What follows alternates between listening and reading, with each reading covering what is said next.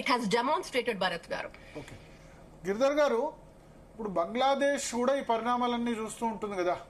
మన బిఎస్ఎఫ్ నిబంధనలు కూడా 1.5 year బ్యాక్ సవరించారు కదా. సో ఇప్పుడు ఇన్ఫిల్ట్రేషన్స్ అరికట్టొచ్చా, ఆపొచ్చా కొంత? ఎందుకంటే ల్యాండ్ బార్డరే కాకుండా ఇవి కూడా ఉన్నాయి కదా. అంటే మనకు ఫస్ట్ అక్కడ ఉన్నటువంటి భూమి ఎలా ఉందో ఫస్ట్ అర్థం చేసుకోవాలి. అక్కడ చాలా వాగులు, నదులు ఇవన్నీ కూడా ఉంటాయి. ముంపు ప్రాంతాలు అవన్నీ, వర్షాలు వస్తుంటాయి, మార్షీ ల్యాండ్స్ అవన్నీ కూడాను. ఫెన్సింగ్ వేయలేరు, చాలా ప్రాంతాల్లో మీరు ఫెన్స్ వేయలేరు. రమారమి ఒక 500-600 కిలోమీటర్లలో మీకు ఫెన్స్ వేయలేనటువంటి పరిస్థితులు ఉన్నాయి. మిగిలిపోయింది ఇప్పుడు వేసిన ఫెన్సింగ్ తర్వాత ఇంకొక 500 పైచిలకు ఎక్కడైతే ఫెన్సింగ్ వేయవచ్చో అక్కడ మమతా బెనర్జీ ప్రభుత్వం ఇంతవరకు 77.95 కిలోమీటర్లు మాత్రమే వాళ్ళు భూమిని అధికరణ చేసి వాళ్ళు బిఎస్ఎఫ్ కి ఇచ్చారు. ఓన్లీ 77.95. అంటే కనీసం అంటే ఇంకొక 500 కిలోమీటర్ల భూమిని వాళ్ళు దాన్ని టేక్ ఓవర్ చేసి ఇవ్వవలసింది బిఎస్ఎఫ్. అది ఇవ్వలేదు. తప్పకుండా ఈ ప్రభుత్వం వచ్చిన తర్వాత దాని మీద ఫోకస్ పెట్టబోతుంది. అది ఫోకస్ పెట్టి అక్కడ ఫెన్సింగ్ అయిపోయిందంటే కనుక చాలా ప్రాంతాల్లో ఇన్ఫిల్ట్రేషన్ అయిపోయింది. రెండవది, అక్కడ సొరంగాలు తవ్వారు, చాలా ప్రాంతాల్లో సొరంగాలు తవ్వారు. అక్కడి నుంచి తవ్వితే కనుక ఇక్కడ ఎవరో బెడ్రూమ్ లోనో ఇంకా ఏదో ఇళ్లలోకి వస్తాయి. అవి పట్టుకోవడం చాలా కష్టం. పాకిస్తాన్ బార్డర్ లో లాగా 100% అక్కడ మీకు గస్తీ తిరగడం, 100% ఆపడం అన్నది ఉండదు. పైపెచ్చి వాళ్ళు ఏం చేస్తారంటే ఫెన్సింగ్ మీద కూడా ఒక చెక్క లాంటిది వేసి ఇక్కడి నుంచి అక్కడికి మన ఎస్పెషల్లీ క్యాటిల్ స్మగ్లింగ్, మన ఆవులని గేదెల్ని వాళ్ళు స్మగ్లింగ్ చేస్తారు. అక్కడ చాలా వాళ్ళకి అవసరం ఉంది. కాబట్టి ఈ స్మగ్లింగ్ అన్నది అక్కడ ప్రభుత్వం యొక్క లోకల్ ప్రభుత్వం, లోకల్ పోలీస్ వాళ్ళ సహాయ సహకారాలు ఉంటే కనుక తప్పకుండా ఆపచ్చు.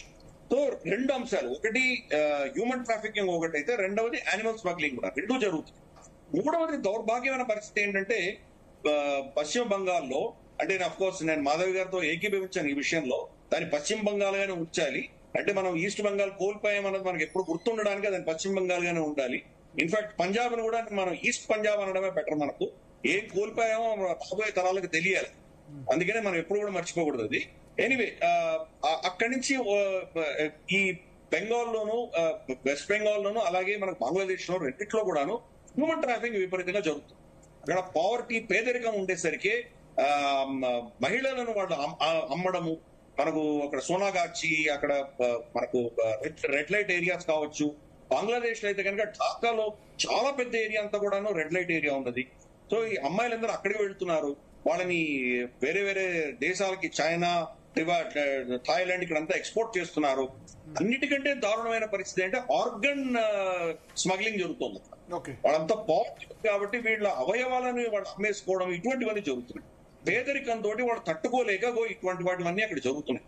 అందుకని దానికి చెక్ పడుతుంది. ఇప్పుడు ఈ ప్రభుత్వం వచ్చిన తర్వాత తప్పకుండా ఫస్ట్ ఇంపార్టెంట్ నేషనల్ సెక్యూరిటీ కాబట్టి ఈ మన బార్డర్ ఫెన్సింగ్ వేయడం ఒకటి, గస్తీ పెంచడం ఒకటి. బిఎస్ఎఫ్ ఏం చేసినా కానీ దాని తర్వాత నెక్స్ట్ లేయర్ లో మనకు స్టేట్ పోలీస్ గతంలో సహకరించేది కాదు. ఇప్పుడు అది కూడా ఉండబోతోంది. ఇద్దరు కలిసి టీమింగ్ చేయబోతున్నారు కాబట్టి చాలా పటిష్టంగా ఉండబోతుంది. ఇదేదో మీరు నేను చెప్పిన విషయం కాదు. బంగ్లాదేశ్ పార్లమెంట్ లో బంగ్లాదేశ్ ఎంపీ చెప్తున్నాడు, ఇక్కడ బీజేపీ గెలిస్తే గనక అక్కడి నుంచి బంగ్లాదేశ్ అందరినీ పంపించేస్తారు, మనం ఎలా తట్టుకుంటామో, మనం వాళ్ళందరూ వస్తే మనం వాళ్ళు ఎలా ఉద్యోగాలు ఎలా ఇస్తాం, మనకు చాలా ప్రాబ్లమ్స్ రాబోతున్నాయని వాడు భయపడుతున్నారు. అంటే ఎటువంటి పరిస్థితుల్లో ఈ రోజు పశ్చిమ బంగాల్ ఉన్నది, ఎటువంటి పరిస్థితులు రాబోతున్నాయని అర్థమవుతుంది, అందరికీ స్పష్టంగా అర్థమవుతుంది. ఇది తప్పకుండా ఒక విధమైనటువంటి నేషనల్ సెక్యూరిటీ మొత్తం బంగ్లాదేశ్ అంతా కూడాను మనకి ఈ రోజు ఒక పటిష్టమైనటువంటి వలయం పని. మనం గుర్తుపెట్టుకో, మీరు వినే ఉంటారు భరత్ గారు, మనకు అసీం మునీర్ తర్వాత ఖ్వాజా ఆసిఫ్ వీళ్ళిద్దరు కూడా స్టేట్మెంట్ ఇష్యూ చేశారు. ఈసారి భారతదేశం మీద దాడి ఈస్ట్ నుంచి రాబోతుంది అని చెప్పారు. అంటే పాకిస్తాన్ నుంచి రాదు, బంగ్లాదేశ్ నుంచి వాళ్ళు టార్గెట్ చేస్తున్నారు. బంగ్లాదేశ్ నుంచి టార్గెట్ చేయడంలో వాళ్ళు ఎంత ప్లాన్ చేసుకుని పటిష్టంగా కూర్చున్నారు.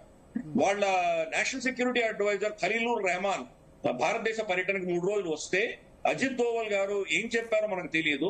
వెళ్లంగానే వాళ్ళ ఎయిర్ ఫోర్స్ లో 100 మంది ఆఫీసర్లను అరెస్ట్ చేశారు. చాలా మంది పారిపోయి పాకిస్తాన్ కి పారిపోయారు. కాబట్టి మన సరిహద్దులు ఎంత రిస్క్ లో ఉన్నాయో మనం అర్థం చేసుకోవచ్చు. చాలా అద్భుతమైన శుభ పరిణామం ఏంటంటే ఇక్కడ ఫన్సిడేవా అని చెప్పేసి ఒక కాన్స్టిట్యూన్సీ ఉంది, కాన్స్టిట్యూన్సీ నంబర్ 27. ఇది చికెన్స్ నెక్. చికెన్స్ నెక్ అని ఏదైతే అంటామో జస్ట్ 25 కిలోమీటర్ల వైశాల్యం ఉన్నటువంటి చిన్న కారిడోర్ నుంచే మనం ఈశాన్య రాష్ట్రాలకు వెళ్ళాలి. ఇక్కడ భారతీయ జనతా పార్టీ గెలిచింది, అద్భుతమైన మెజారిటీతో గెలిచింది. 45,263 మార్జిన్ తో గెలిచింది.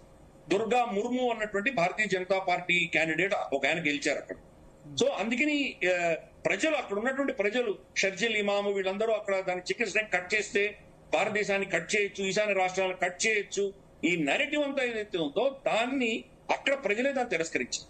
సరే, భారత ప్రభుత్వం దాన్ని వేరే రాష్ట్రంగా చేయడమో లేకపోతే దాన్ని కేంద్ర అధీనంలో తీసుకొని చేయడమో అది ఒక ఎత్తు అయితే కనుక ప్రజలలోని చైతన్యం వచ్చింది కాబట్టి ప్రజల కంటే పెద్ద నేషనల్ సెక్యూరిటీ ఇంకేముంది. మనం ఈ ఎగ్జాంపుల్ చూడాలంటే కనుక కశ్మీర్ లో, ఉత్తర కశ్మీర్ లో గురేజ్ వ్యాలీ అని ఒకటి ఉంది. మన కశ్మీర్ లో వీళ్ళందరూ పాకిస్తాన్ తో కుమ్మక్కే ఉన్నారు, అక్కడ పెద్ద ఎకో సిస్టమ్ ఉన్నది, వీళ్ళందరూ టెర్రరిస్టులకు వీళ్ళు సపోర్ట్ ఇస్తారో వాళ్ళని ఇండోలో పెట్టుకుంటారు. కానీ గురేజ్ వ్యాలీలో 100% సున్నీ ముస్లిమ్స్, కానీ వాళ్ళందరూ జాతీయవాదం. ఒక్కడంటే ఒక్క టెర్రరిస్ట్ కూడా అక్కడ వాళ్ళని తప్పించుకొని వెళ్ళలేడు. వాళ్ళు ఒకవేళ పొరపాటున గన్ను పెట్టి వాళ్ళని బెదిరించి వాళ్ళ దగ్గర అన్నం ఆహారం తీసుకొని వెళ్ళినా ఇమ్మీడియట్ గా పోలీసుకి తెలియజేస్తారు. కాబట్టి బార్డర్ లో మన బార్డర్ సెక్యూరిటీ ఫోర్సు, సిఆర్పిఎఫ్, సైన్యము, దీనికంటే కూడా బెస్ట్ సెక్యూరిటీ ఏంటంటే మన ప్రజలు, అక్కడ ప్రతినిధులు, అక్కడ ఉన్నటువంటి వాళ్ళే దాన్ని యాక్చువల్గా దాన్ని భద్రపరచగలరు. కాబట్టి ఈ రోజు శుభ పరిణామం. ఈ రోజు పశ్చిమ బంగాల్ వాళ్ళు ఇద్దరు లేచారు. వాళ్ళు ఆ రాష్ట్రాన్ని కాపాడుకుని, అది కూడా ఇంకొక బంగ్లాదేశ్ అవ్వకుండా కాపాడుకునే దిశగా వాళ్ళు ఓటేశారు. ఇన్సిడెంటలీ బీజేపీకి వాళ్ళు ఓటేశారు. బీజేపీ కాకపోయినా ఎవరు ఈ దాష్టికాన్ని ఓడించగలరు అనుకుంటే వాళ్ళకి ఓట్లు పడి ఉండేవి. కాబట్టి జాతీయవాదం నిలబెట్టే దిశగా అక్కడ ఓట్లు జరిగినాయి. కాబట్టి మన జాతీయ భద్రత, మన సరిహద్దు భద్రత రాబోయే రోజుల్లో చాలా కీలకం కాబోతుంది. మాధవ్ చౌదరి గారు సమయం